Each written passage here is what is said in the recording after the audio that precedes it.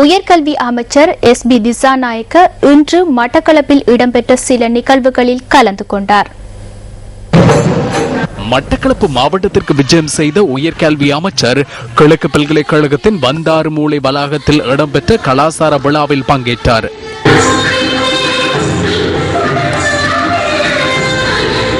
இந்த நிகழ்வு பந்தாறு மூளை வளாக நல்லையா மண்டபத்தில் நடைபெற்றது.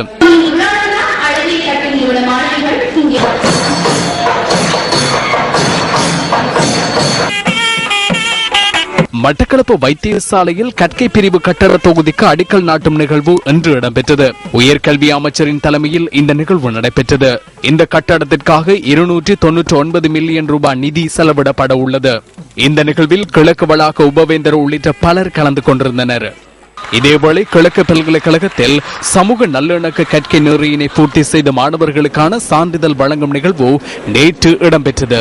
தென்கிழக்கு பல்கலைக்கழக துணைவேந்தர் தலைமையில் இந்த நிகழ்வு நடைபெற்றது.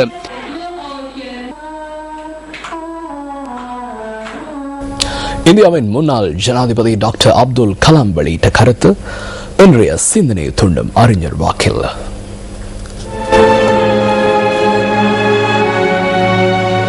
முடியாது என்று நீ சொல்வதையெல்லாம் யாரோ ஒருவன் எங்கோ செய்து கொண்டிருக்கின்றான். டாக்டர் அப்துல் கலாம், முன்னாள் இந்திய ஜனாதிபதி. உங்கள் மனம் கவர்ந்த பொன்மொழிகளை நியூஸ் ஃபர்ஸ்ட் சக்தி அறிஞர் வாக்கு பகுதிக்கு அனுப்பி வையுங்கள். மின்னஞ்சல் முகவரி newsfirst@maharaja.lk.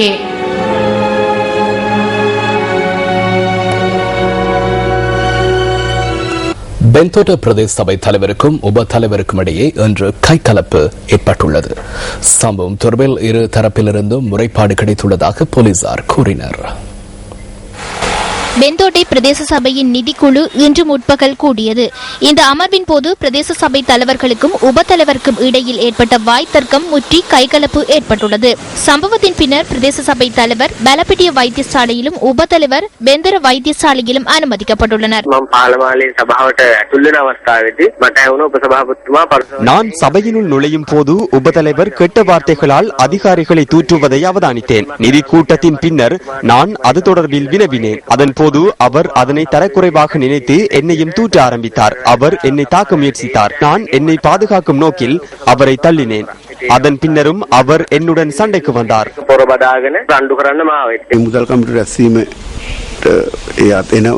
நிதி கூட்டத்திற்கு வரும்போது மின்சார இணைப்பை வழங்காமை தொடர்பில் ஊழியர் ஒருவரை கண்டித்துக் கொண்டிருந்தேன். அவர் தலைவருக்கு தொலைபேசியில் கூறியுள்ளார். அதன் போது அவர் 2 போலீசாருடன் வந்தார். வந்து என்னை தூற்ற ஆரம்பித்தார். பின்னர் அவர் என்னை தாக்கினார்.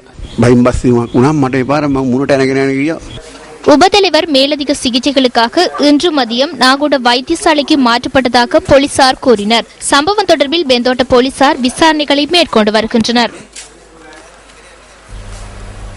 ரணில் விக்ரமசிங்கவை ஐக்கிய தேசிய கட்சியின் தலைமைத்துவத்திலிருந்து விலகுமாறு வலியுறுத்தி மாத்தறையில் இடம்பெற்ற எதிர்ப்பு பேரணி மீது மேற்கொள்ளப்பட்ட தாக்குதல் சம்பவம் தொடர்பில் மேலும் 2 சந்தேக நபர்கள் இன்று போலீசில் சரணடைந்தனர். சரணடைந்த 2 சந்தேக நபர்களையும் இன்று முற்பகல் மாத்தறை நீதவான் நீதிமன்றத்தில் ஆஜர்படுத்தியதாக போலீசார் தெரிவித்தனர். இதன் பின்னர் இருவரும் தலா 1 லட்சம் ரூபாய் சரீர பிணையில் விடுவிக்கப்பட்டுள்ளனர். இதேவேளை தாக்குதலுடன் தொடர்புடைய சந்தேக நபர்கள் 3 அடையாள அணிவகுப்புக்கு உட்படுத்தப்பட்டனர். இதன்போது பிரசாத் ஹெட்டியாராச்சி என்பவரை சாட்சியாளர்களால் அடையாளம் காட்டப்பட்டது. தேசிய இளைஞர் முன்னணியின் செயற்பாட்டாளர் பிரசாத் ஹெட்டியாராச்சி என்பவரை நியூஸ் ஃபர்ஸ்ட் ரசிகர்கள் அடையாளம் காட்டியிருந்தனர். හර්මන් ගුණරත්න මහතා අධිකරණයට ඉදිරිපත් කිරීමෙන් අනතුරුව මහේස්ත්‍රාත්තුමාට කරුණු දැක්වීමෙන් ஹர்மன் குணரத்னவை நீதிமன்றத்தில் ஆஜர்படுத்தியதன் பின்னர் பிணை தொடர்பில் கவனம் செலுத்தி நவம்பர் மாதம் 5ஆம் தேதி தீர்ப்பு வழங்குவதாக நீதவான் தெரிவித்தார். எனது தந்தை ஹர்மன் குணரத்ன ஜனாதிபதியின் ஆலோசகர் என்று மங்கள சமரவீர பிரச்சாரம் செய்தார். ஆனால் இன்று இது குறித்து பேசுவதற்கு மங்கள சமரவீரவிற்கு முடியாமல் போயுள்ளது. ஏனென்றால் மங்கள சமரவீர வெளியில் இருக்கின்றார்.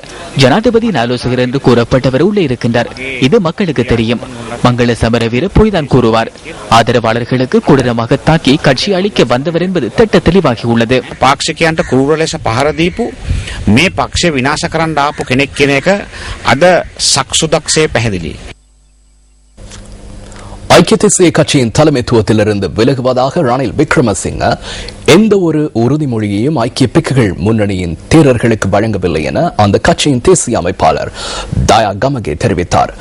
நியூஸ் ஃபர்ஸ்டுடன் இடம்பெற்ற தொலைபேசி உரையாடல் ஒன்றின் போதே அவர் இதனை குறிப்பிட்டார். எவ்வாறாயினும் கடந்த 15ஆம் தேதி கொழும்பில் இடம்பெற்ற ரணில் விக்ரமசிங்க உடனான பேச்சுவார்த்தையின் போது தாம் முன்வைத்த 8 விடயங்களுடன் அவர் இணக்கப்பாட்டினை தெரிவித்ததாக ஐக்கிய பிக்குகள் முன்னணி குறிப்பிட்டுள்ளது. ஐக்கிய பிக்குகள் முன்னணியால் தயாரிக்கப்பட்ட வேண்டுகோள்களை அவர் ஏற்றுக்கொண்டார். இதன் பிரகாரம் எதிர்காலத்தில் ஐக்கிய தேசிய கட்சியின் மறுசீரமைப்புகள் அனைத்தும் மகாநாயக தேர்தல்களின் விருப்பத்துடனும் அனுமதியுடனும் முன்னெடுப்பதாக அவர் உறுதியளித்தார். මහා සංඝරත්නයේ අනුමැතිය පරිදි කැමැත්ත පරිදි සියල්ලක්ම කරනවා කියලා පොරොන්දු අපේ භික්ෂු පෙරමුණ தலைவருக்கு வழங்கியதன் பின்னர் தேரர்கள் கருத்துக்களை தெரிவித்தனர். உண்மையாகவே இவர்கள் தலைமைத்துவ சபை தொடர்பிலே பேசினார்கள். தேரர்களின் இந்த யோசனைகளை பெற்றுக்கொண்டு அவற்றை தலைமைத்துவ சபை குறித்து செயற்குழுவிற்கு முன்வைத்தோம். தேரர்கள் முன்வைத்த விடயங்களுக்கு இணக்கப்பாட்டை தெரிவிக்க ரணில் விக்ரமசிங்கவிற்கு அதிகாரமில்லை. ரணில் விக்ரமசிங்க எவ்வாறு செயற்குழுவின் அதிகாரங்களை எடுத்து பேச முடியும்? அவருக்கு உரிமை இல்லை. ஐக்கிய பிக்குகள் முன்னணியுடன் இடம்பெற்ற கலந்துரையாடலில் ஐக்கிய தேசிய கட்சியின் தேசிய அமைப்பாளர் தயா கமகேவும் பங்கேற்றிருந்தார்.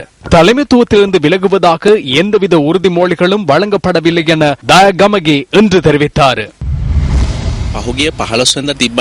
தலைமைத்துவத்திலிருந்து விலகுவதா இல்லையா என்ற தீர்மானத்தை மேற்கொள்ள வேண்டியது செயற்குழு என்றா நீங்கள் கூறுகிறீர்கள்? භික්ෂු පෙරමුණේ ස්වාමින් වහන්සේලාට පොරොන්දුවක් දුන්නද නායකත්වයෙන් ඉවත් වෙනවයි කියලා? அது அவர் எடுக்க வேண்டிய தீர்மானம். யாரேனும் ஒரு பொறுப்பை யாரிடமாவது கையெழுத்திருந்தால் அந்த நபர் செயற்குழுவிற்கு வந்து நான் இதிலிருந்து விலகுவதாக கூறினால் செயற்குழுவிற்கு அதிகாரம் உள்ளது. அதனை மீள் பரிசீலிக்குமாறு கூறுவதற்கும் இந்த தீர்மானத்தை எடுக்க வேண்டாம் என்று கூறுவதற்கும். රනිල් වික්‍රමසිංහ මැතිතුමා කොහොමද එක්සත් ජාතික පක්ෂයේ කෘත්‍යාධිකාරී මණ්ඩලයට තියෙන බලතල අරගෙන කතා කරන්නේ? එතුමාට අයිතියක් නේ? ඔබතුමා කියන විදිහට රනිල් වික්‍රමසිංහ உங்கள் கருத்தின்படி ரணில் விக்ரமசிங்க தலைமைத்துவத்திலிருந்து விலகுவதாக ஐக்கிய பிக்குகள் முன்னணிக்கு உறுதிமொழி அளிக்கவில்லையா? ரணில் விக்ரமசிங்க அனைவரிடமிருந்தும் கருத்துக்களையும் ஆலோசனைகளையும் பெற்றுக் கொண்டார். இதன் போது நானும் இருந்தேன். அப்போது எந்த ஒரு சந்தர்ப்பத்திலும் தலைமைத்துவத்திலிருந்து விலகுவதாக யாருக்கும் அவர் உறுதியளிக்கவில்லை. எவ்வாறாயினும் தலைமைத்துவ பதவியிலிருந்து விலகுதல் உள்ளிட்ட 8 கோரிக்கைகளை நடைமுறைப்படுத்துவதற்கு 2 வார காலத்தை முன்னணிக்கு விக்ரமசிங்க வழங்கி இருந்தார். அந்த கால எல்லை இன்னும் ஒரு நாளில் நிறைவடைகிறது.